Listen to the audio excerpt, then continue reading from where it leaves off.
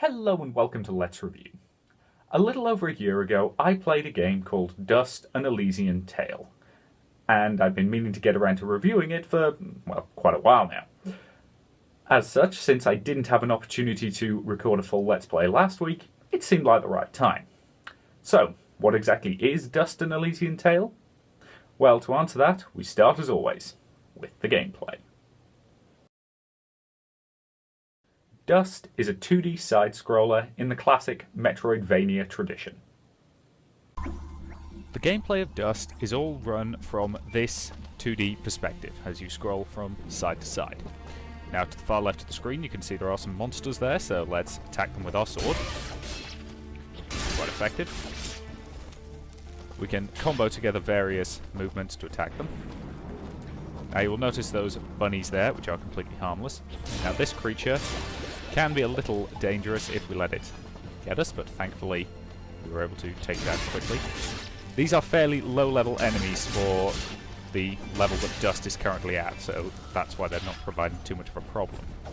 In addition to attacking them with our blade, we can also attack them with the aid of Pigeon, who has a number of different kinds of magic at her disposal. Now just throwing them out like that doesn't do a massive amount. Throwing them out and then combining them with our spinning sword attack, which we can do at any time just by holding the right mouse button, makes it an awful lot more powerful. This is a save terminal which will automatically save and can also be used to teleport around.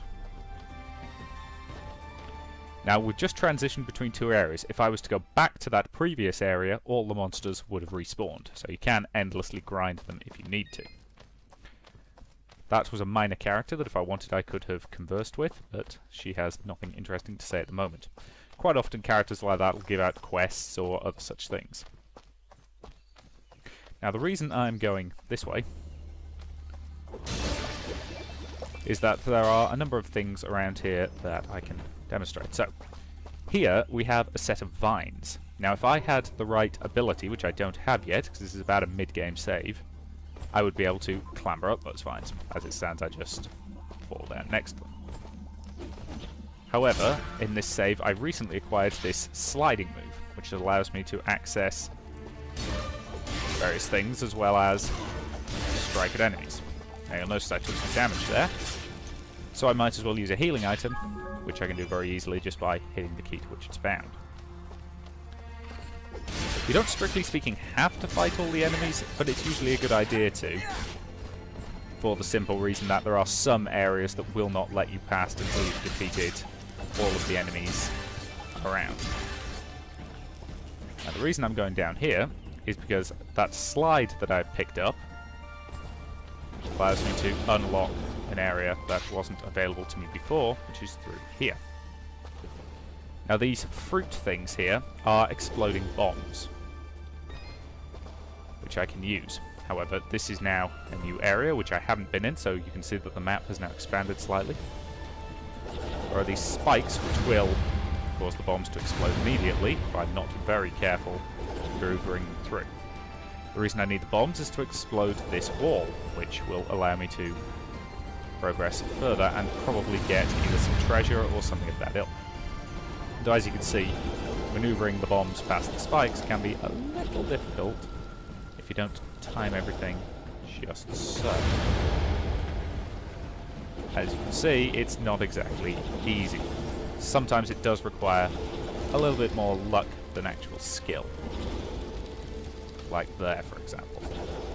That was not my skill, that was me getting very lucky. But that allows me to now smash down this wall, which allows me to progress along here, and acquire multiple treasure keys which can be used to open treasure chests. I've now gained everything there is to be gained from this area, as is indicated on the map. When there's an open circle, that means that there is something there, and when it's a close point, that means you've got everything that was there. It's now worth just moving on. You unlock that slide about midway through, so the first time you reach this area, you can't actually get through there. As such, you are encouraged to return to areas later to unlock things that you couldn't get at before. Like, for example, that climbing wall, which will be worth coming back to once I have the ability that lets me climb it. That is very much classic Metroidvania, because of course the idea is that you explore more and more areas as you unlock more and more abilities to allow you to expand to those areas. If I quickly open up the game's journal, if I can actually remember which button it is. Keep forgetting. Oh, of course it's tab. Why am I an idiot? This game also has, of course, an inventory system, but I will be demonstrating that a little bit later. So fundamentally, that is the gameplay of Dust and Elysian Tail. Dust's gameplay works. I'll freely admit, I've never been a massive fan of Metroidvania games, but Dust, I really do like it. The combat is solid and engaging, and it's not massively complex, but it's got enough elements to it to really make it work. The exploration of the world feels really natural as you gain new abilities and effectively unlock new areas. The game also has a pretty decent crafting system. The inventory and crafting system of Dust is focused on your armor, the augment for your sword, a pair of rings, and a pendant. Now, for example, if I wanted to craft a new ring, I would look at my available rings, so these are rings that I have, and I could equip that to slightly boost my attack, but it would also lower my luck. However, if I wanted, I could also construct one of these, which is a dirty ring.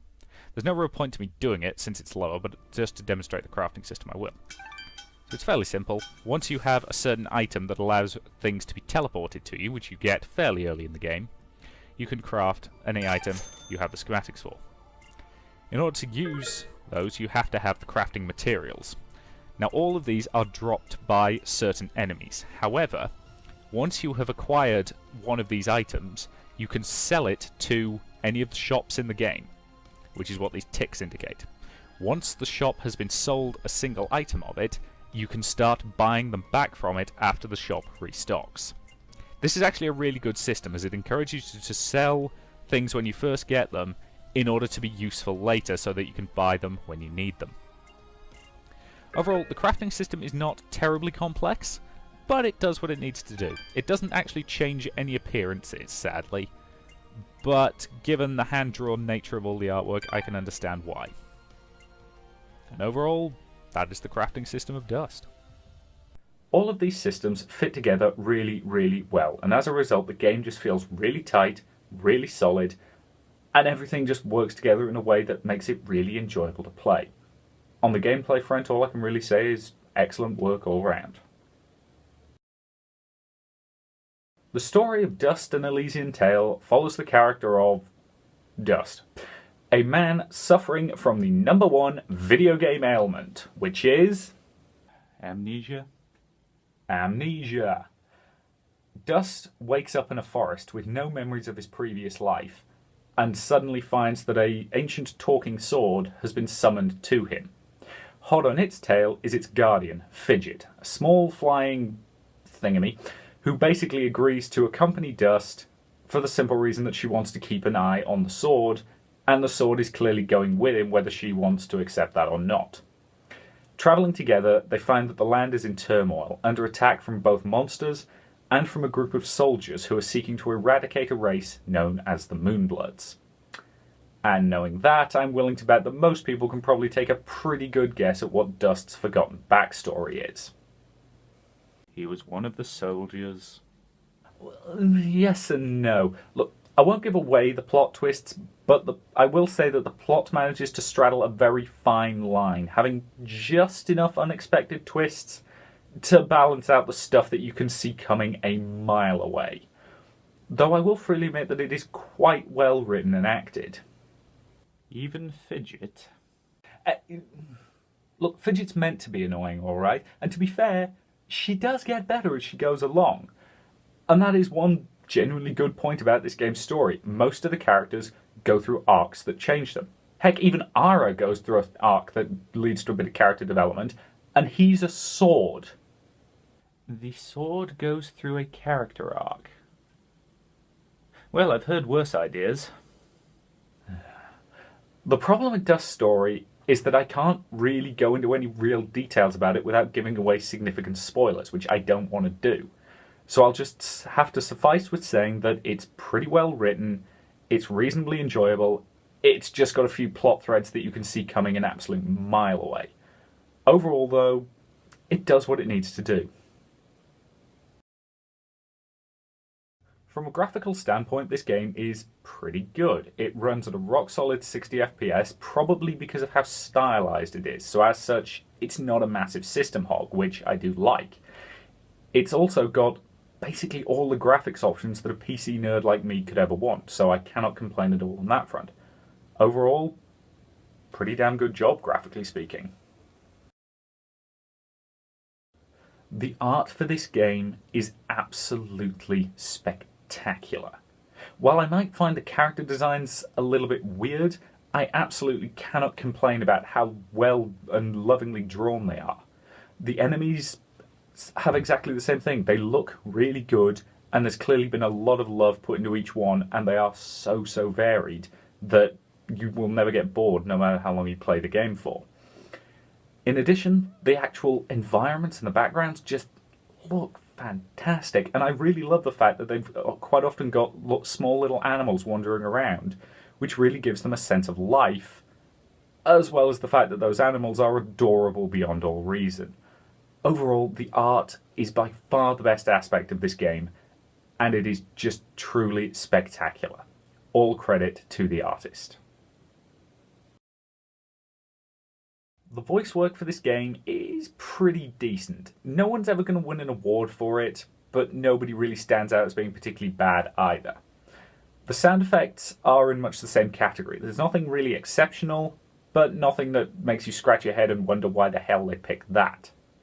The music, though, oh god, the music. This is another OST that I am seriously considering buying just because of how damn good it is. The music is absolutely gorgeous, and I have to offer my congratulations to those responsible. You are very, very good at your jobs.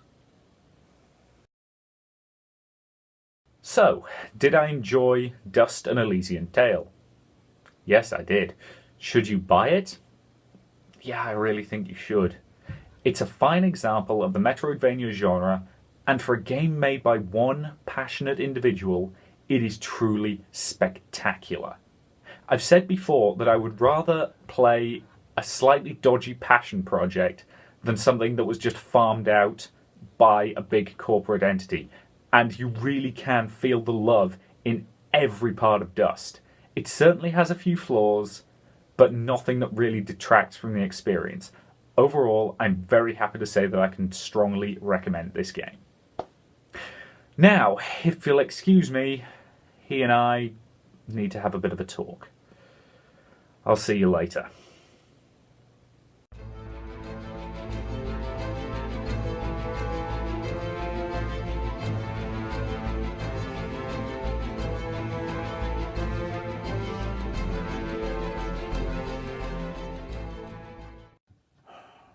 Alright then, I think I'm ready. Whole truth now then, if you'd be so kind. Well, I told you the reason that I am here is to help you, and that is true. But the reason that our mutual friends believe you needed me is that something is coming. In all honesty, they've known about it for quite some time, but it's only recently that they've been able to discover the specifics. And you have faced demons before, lesser creatures with barely the intelligence level of an animal. But in a few weeks, something that hasn't walked the earth for centuries is coming. Apparently, it's a creature known as Shah. It's an assassin, one that takes on a human form in order to walk this earth. Without that, it cannot survive, and it can only maintain that form for so long. Once it loses the power to hold that form, it is forced to retreat or be destroyed.